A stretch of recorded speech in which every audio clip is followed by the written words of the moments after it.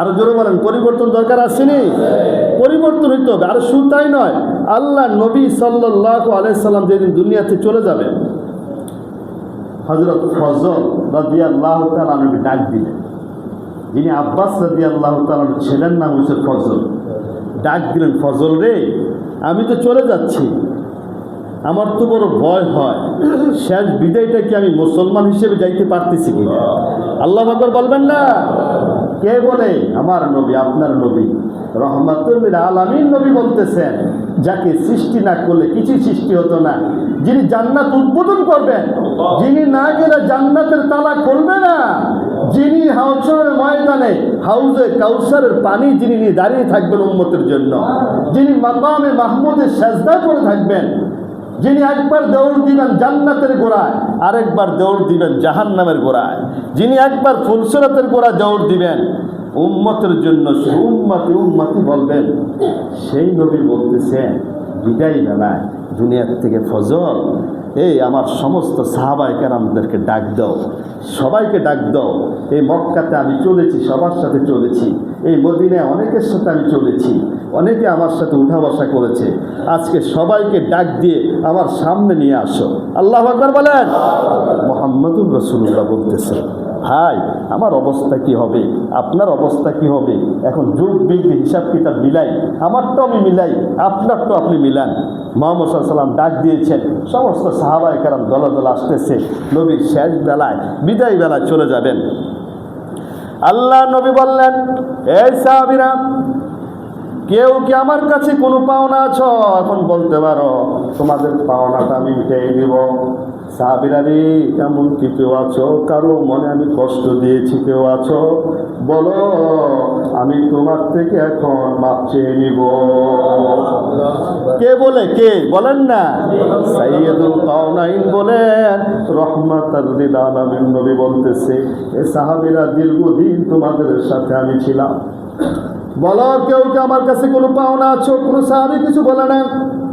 কারো মনে কোনো কষ্ট দিয়েছি? বলো, আজকে মাপ চেয়ে নিব। কেউ আছো কি? কোনো সাহাবায়ে কেরাম কিছু বলে না, সব মাথা নিচুর দিকে বলতেছেন, না ইয়া রাসূলুল্লাহ, জীবনে কোনোদিন আপনি কষ্ট দেন নাই আমাদের। কি আপনি তো রহমতের নবী, আপনি তো হচ্ছেন দয়ার নবী, মায়ার নবী, উম্মতের কান্ডারি নবী, জীবনে কোনোদিন আপনি কাউকে কষ্ট দেন নাই গো নবী। ইয়া রাসূলুল্লাহ, আজকে কেন এই কথাগুলো বলেন? বুঝতে পারতেছি না নবী, আপনি কি আমাদের ছেড়ে চলে যাবে? নবী বলছেন, তোমরা সামনে আসো, কেউ আছো? কেউ কিছু বলে না। হঠাৎ একজন সাহাবী দাঁড়িয়ে গেছি। আল্লাহু আকবার বলে। সবাই তো নীরব, নিস্তবতা ভেঙ্গে কি সময়টা চলছে, ওই সাহাবী এত বড় মজবার মধ্যে দাঁড়িয়ে গেছে, দাঁড়িয়ে বলেন, ইয়া রাসূলুল্লাহ, আমার মনে একটা কষ্ট আছে। আল্লাহ নবী বললেন, সাহাবী তাড়াতাড়ি বল, তোর কষ্টটা থাকার মধ্যে যদি মালাকুল মউত আমাকে নিয়ে যায়, আমি নবী হাসরের ময়দানে কি জবাব দিব? সবাই তো সাহাবীকে ধরবে, সাহাবীরা তো বড় সাহস, আল্লাহর নবী তাকে কষ্ট দিয়েছে। সাহাবী বললেন, ইয়া রাসূলুল্লাহ, কষ্ট দিয়েছে। তখন নবী বললেন, সাহাবী, আমার তো মনে পড়ে না আমি কোন সময় তোর কষ্ট দিয়েছি, বল।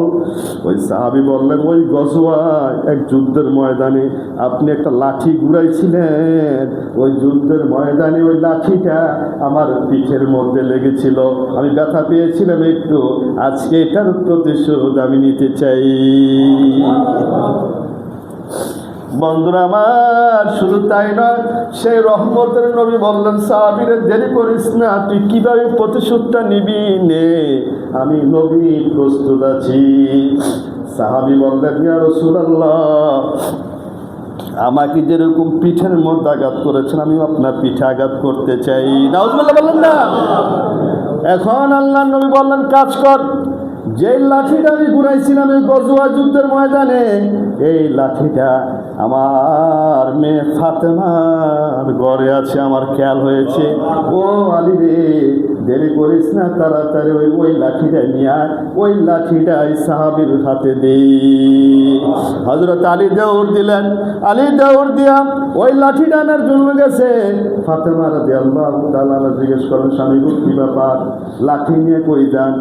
এই লাঠি নিয়ে যাচ্ছি, এই লাঠি দিয়ে আঘাত করবে মুহাম্মাদুর রাসূলুল্লাহ সাল্লাল্লাহু আলাইহি সাল্লামের পিঠে। হযরতে ফাতেমা চোখের পানি ছেড়ে দিলেন। কি বলেন?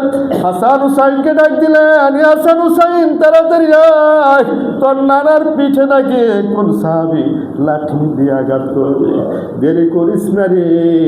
ওই লাঠির আঘাতটি তোদের পিঠে নিস, আমার বাবার পিঠে যেন লাঠির আঘাত না আসে।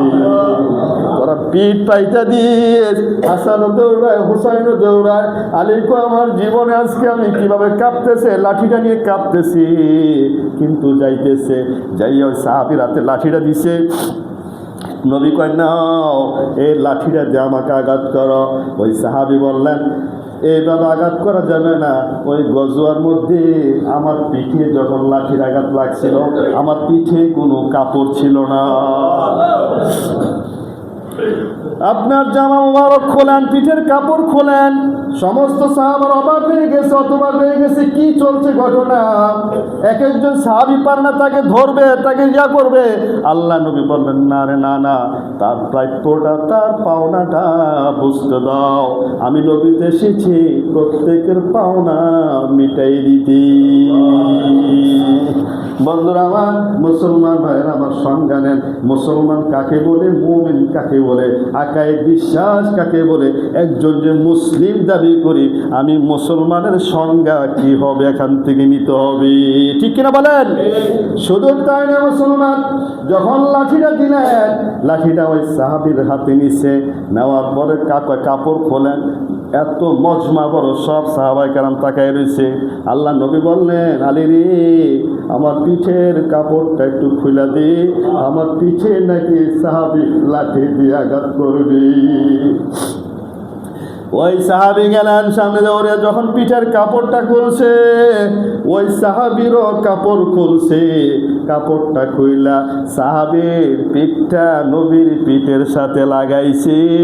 লাগাইয়া লাঠি তো দূরের কথা, লাঠি ভিক্ষা মেরা ফালাই দিয়া ওই সাহাবী দুইটা ঠোঁট দিয়ে খতমে নবুয়তের যে সিল আছে, মোহরে নবুয়তের যে সিল আছে নবীর পিঠে, ওই সিলের মধ্যে ওই সাহাবী চুমুকে নবীকে আলিঙ্গন করে সাহাবীর শরীর লাগাই রাখছি।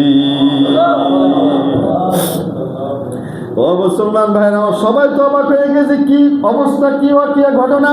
ওই সাহাবী বললেন, নবী গো কিভাবে ভাবলেন আমি আপনাকে আঘাত করব, আপনার গায়ে লাঠি দিয়ে আঘাত করব? না না না নবী, জীবনে অনেকদিন আমার স্বপ্ন ছিল, আর আমি জানি খতমে নবুয়ত, মোহর নবুয়ত যে চুমু খাবে, যার শরীরের সাথে লাগবে, হাসরের ময়দানে তার জন্য জাহান্নামে আগুন হারাম হয়ে যায়।